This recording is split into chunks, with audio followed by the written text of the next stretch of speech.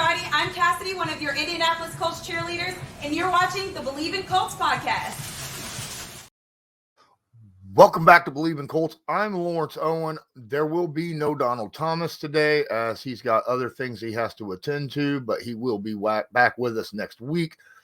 In this episode, we are going to break down this upcoming Week 5 matchup where the Tennessee Titans come to Indy to face the Colts. And oh boy, there is a lot to talk about with this game on both sides of the ball for both teams, right?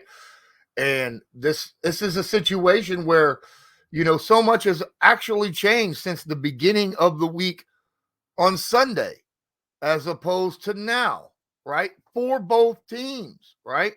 That's the thing. Tennessee did not look good right up until Sunday morning when they started their game against the Bengals. The Indianapolis Colts looked like they were on a trajectory to be a really good team this year. And then injuries happen, right? And then the Colts get a primary player back, maybe? What? Well, we're going to get into that and much, much more right after I remind everybody that BetOnline is still your number one source for all your betting needs. Get the latest lines, odds, and matchup reports for baseball, boxing, golf, NFL, and more. BetOnline continues to be the fastest and easiest way to place your wagers, including live betting and your favorite casino and card games, available to play right from your phone. Head to the website or use your mobile device to sign up today and get in on the action. Remember, use promo code BELIEVE, that's BLEAV, to receive your 50% welcome bonus on your first deposit. BetOnline, where the game starts. Now, as we get into this game, I want to just break down the Indianapolis Colts right now. As many of you knew, this past Sunday really hurt the Indianapolis Colts, especially in their secondary, okay? Because we lost our starting outside corner, right? Dallas Flowers was having a really good season at that outside corner position. Broke down, some plays from him on a film room. Just the other day, I thought he was doing fantastic, and now he's gone with an Achilles. I was afraid when I saw it that that's what happened, and it turns out that's exactly what it was. It sucks to see that. And so, really, the Indianapolis Colts at this point, they have no one behind Juju Brents right now, right, who is the starting left cornerback. And then at right, with, Dallas gone, who's going to be there? Probably Darrell Baker Jr., the guy who was benched in favor of Juju Brents. And look, I'm not telling you that Juju was a whole lot better.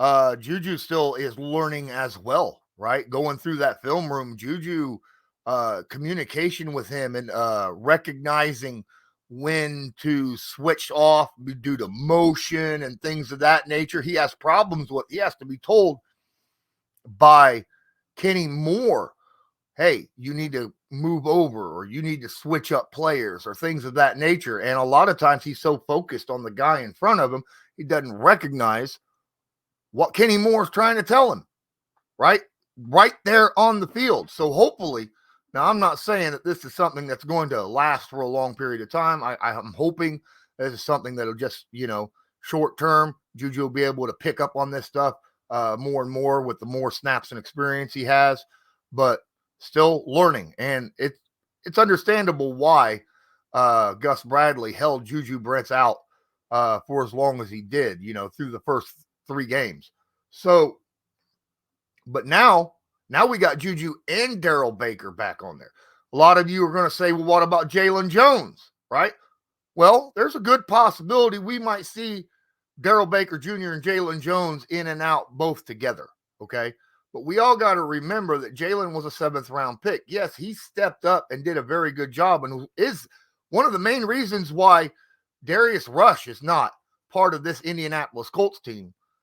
But still, we have serious depth concern, not just depth, but starter concern with the Indianapolis Colts secondary. Because other than the guys that I just named, we have Tony Brown, who's a special teamer, can come in occasionally and play, Well, I don't, I'm not exactly overly thrilled about, Tony Brown being a starter, especially on the outside, right?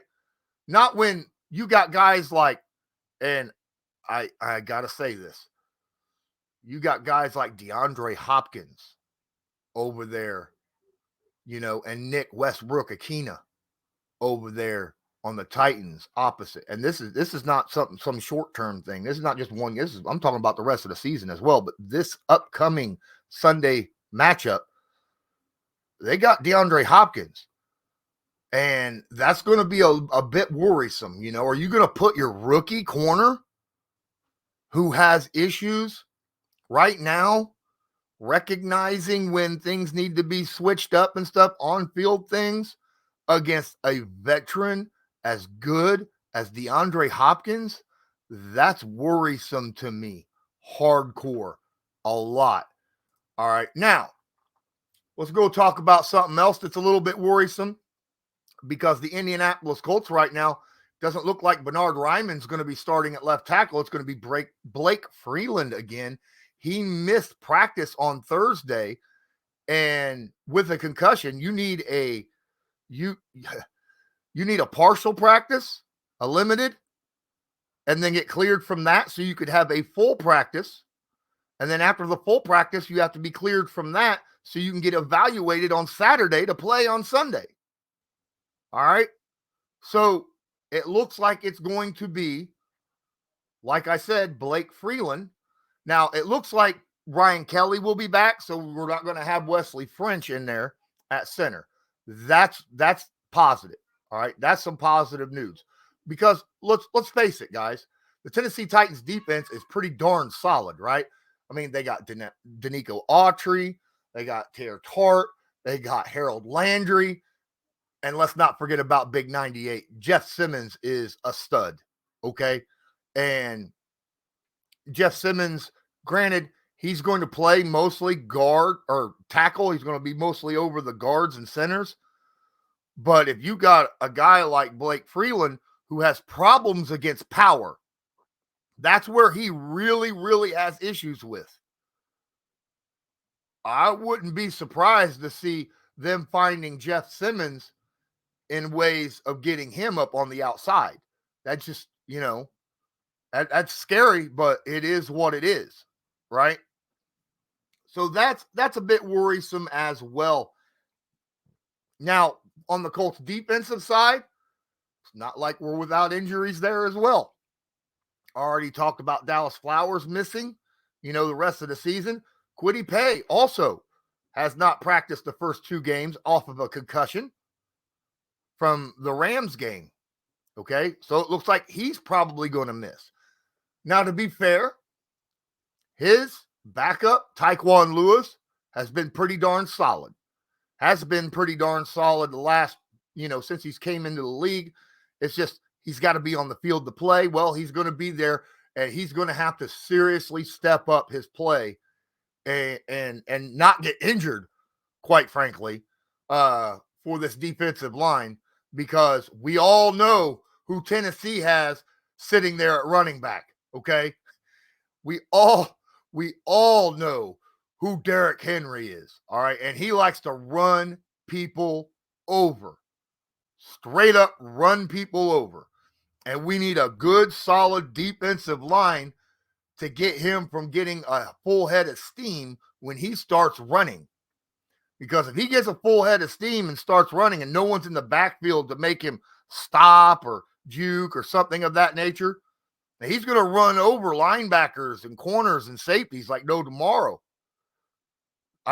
Well, it's going to be interesting, because Zaire Franklin is a physical linebacker, but he's also, he's not the biggest guy in the world. But at the same time, I don't want to see that matchup one-on-one against him on a constant basis.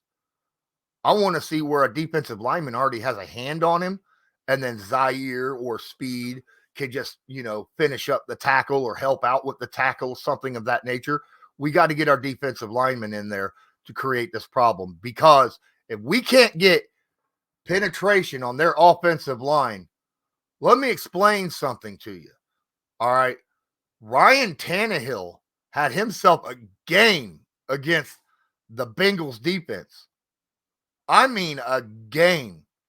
Sometimes Ryan Tannehill will have this game where he throws 3 interceptions and, fumbles it twice and all. And then you have these games where he's throwing 4 touchdowns, no turnovers, rushes for 50 yards and a touchdown, and that's the kind of game that he had last week against the Bengals. And we know that the Colts have not had a good history going up against the Tennessee Titans in recent years. In order to get this done, we're going to have to limit this offense that's led with, Ryan Tannehill, Derrick Henry, and DeAndre Hopkins. I know a lot of you say, well, DeAndre is washed. He's not washed, guys. He's not. I mean, he made some plays in that Bengals game that was eye-opening, all right? But at the same time, he's one of those guys. I mean, Hopkins against our secondary right now is a scary, scary thought. And the best way to help our secondary is to get back there and get pressure on Tannehill. And not just pressure, you got to get home. Because last week against the Bengals, he was pressured a lot. He was hit a lot. He was making throws as he was getting hit. And he was making dime throws for key first downs and touchdowns and big plays. So you have to get home. Because not only is our secondary thin, but you got to remember, we got Gus Bradley back there calling plays. All right. And he loves the zone. He loves zone defense.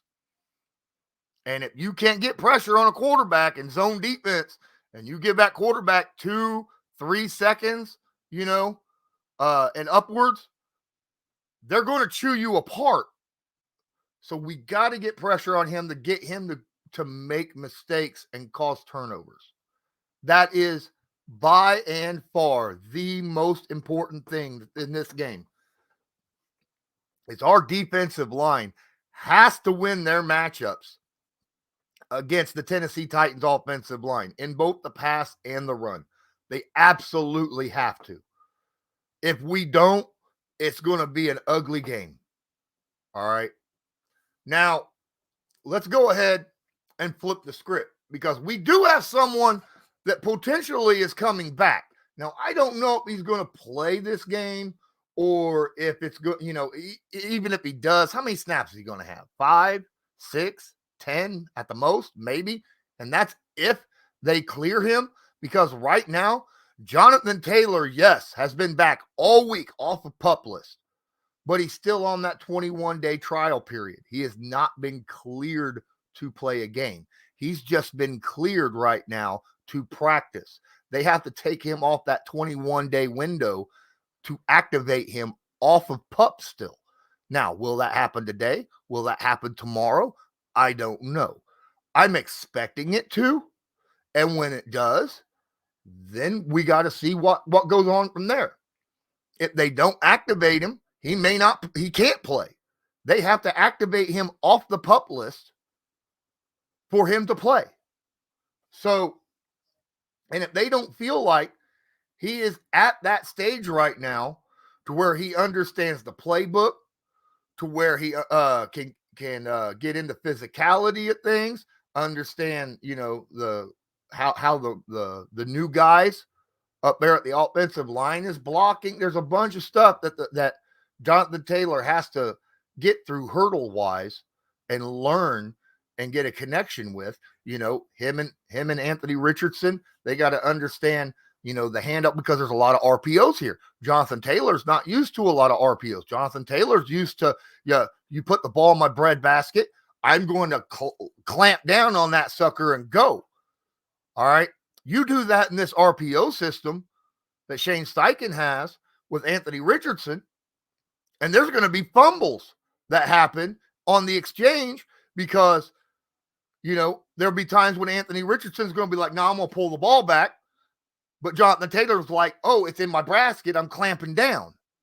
I don't want to see that. They need to practice this exchange a lot so that they understand the feel between each other during the handoff on whether Richardson is handing the football off to him or if he's going to pull it back. So there's a lot to consider here when it comes to Jonathan Taylor. Would I like to see him on the field? Oh, absolutely, dude. He's a home run hitter, right? He's the one guy on our team, the one guy on offense on our team that I feel like could take the ball, get the ball handed off to him or passed to him at the 20-yard line of their own 20-yard line and take it 80 yards the other way. All right. Now, Anthony Richardson is a heck of a player, and he is fast. But I don't see him as a guy who's going to run an 80-yard run with the ball, right? I can see 15, 20, 25, 30-yard runs. But unless it is wide open on one side of the field, I don't see him, doing the whole broken tackle juking guys. He just doesn't seem to have that left and right cut ability that we usually see from guys like Lamar Jackson. He's more of a north and south run you over type of quarterback. And besides that, I don't want to see him doing north and south run you over when he's already got 15 yards and a first down. Excuse me. I want to see him slide, right?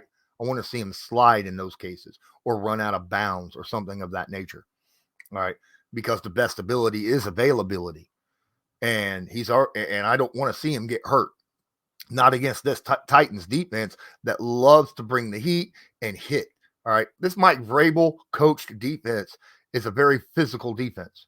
And you will bet dollars to donuts he's going to be sending all sorts of different types of blitzes at Anthony Richardson. All right. So he's going to have to learn how to get, he had already learned how to get rid of the football quickly. That's one thing that I do like about him is that he does have a quick, count in his head of 1, 2, get rid of the football or run. Right.